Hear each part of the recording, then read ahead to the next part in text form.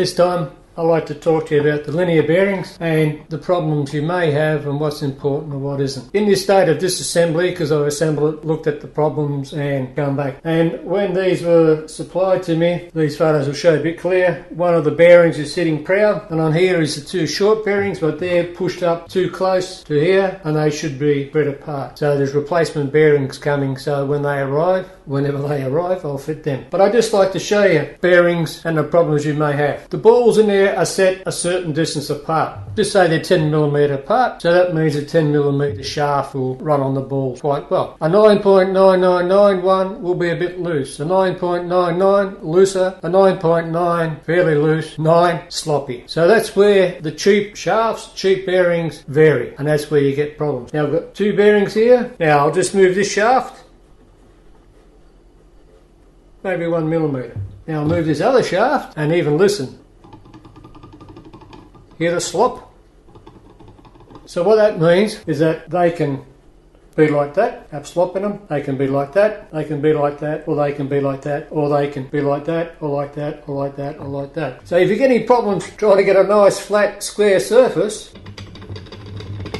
when it's up the top, not so bad because it will pull them in. But when they're on the, although they can also move that way, and when on the bottom, if they're out, they're out. So what can you do? Well, there's two things. You can have bearings on either end, like I'll show you in these photos. Lock it all up in position, nice and tight, so as the bearings are locked in top and bottom. But you really only have to worry about one shaft. The one that floats, you don't have to worry about. Have one good one, and that's the one you set up square. Square to your table, square to your X, Y and Z travel. This other one, if you've got one straight, it's moving perfectly. That one, you don't have to worry about. It can move to the left, to the right, to the left, to the right. So if you're going to lock one in position, because remember these holes are sloppy, it may be a design flaw, but it's an assembly and manufacturing bonus. If they had this 10mm and you wanted no slop, it'd have to be 10.001. So the same thing happens. So the easier it is to make a hole, the bigger the tolerance, the more slop. So to make it assembly and easy to assemble and square and all that, they make it large. So you can put it in, that shaft lines up, that shaft lines up. If this is out a bit, twisted, distorted, you're going to have all sort of problems. With this type of frame, it's flexible, which means you have to have slop to take out all the variances. I will push the double bearing down, this is a double bearing, down to the bottom, so as if they're together, you don't have as much reduction in the slack.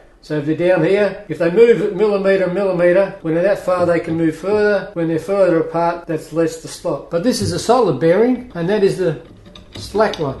And the trouble with it, of course, it's on the motor end. So any torque from the belts feeding up will be slop. So when the new bearings come, I'll check the best one and put the best one on the motor side. And then the other side will be the free floating one. So that's what you have to consider. You can also get a square and check if that's in square in position or not. This is fairly rigid. Unless you tap one out, they would generally get fairly square. However, it's the centre distances across. If the centre distance across there is 400 and this is 395, you got trouble. That's where they've made this end in this housing loose. So you can push that in, slide it along. The housing in this end, it's a blind housing, and as you know with most injection moulded castings, they have to have a taper on the surfaces to get the actual item out. So that will taper, you knock these in and they're locked in position. However, I've never seen this on the video or anywhere else, but on the back, got two little grub screws, and the idea of them is to actually lock in position so this shaft is then tight. It will not move. Yeah, you can grind a little flat on there with your Dremel grinder to get the screw to bite in a bit better or have a flat, but that will fix it. But on the video they show you hammering this into position while this is in position. Don't do it. You can bend it, break it and all that sort of stuff. Tap it in first so it's in here solid. This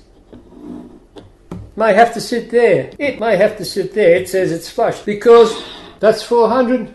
This has to be 400. That's 395, let's say. This has to be 395. So that's where the adjustment is. Also, another problem people do is that with the belt that's fed around there, there's no adjustment on it. So some people actually pull this to tension the belt, but that's shifting the center distance. Remember, it has to be 400 and stay 400. So they may pull it hard when it's up the top here and push these in, say 5mm, but when it tries to travel down, it's binding. So do not adjust the belt by shifting these. Set them in position, set it square, and make sure it travels freely, squarely, then you won't have any trouble. Some people don't like the noise. That's metal on metal. You'll always get a noise. Metal on metal. You can swap them over to the nylon ones if you like. These will last longer. Or have the radio on and you won't get the noise. So I'll be looking at making an adjuster for the belt. You'll see my other video for the Y-axis adjuster, and it'll be something similar to that. Watch the whole series and you'll see all the tips along the way. If you enjoyed this video, tell your friends. If you haven't, tell me. Subscribe, spread the word, and as always, thanks for watching.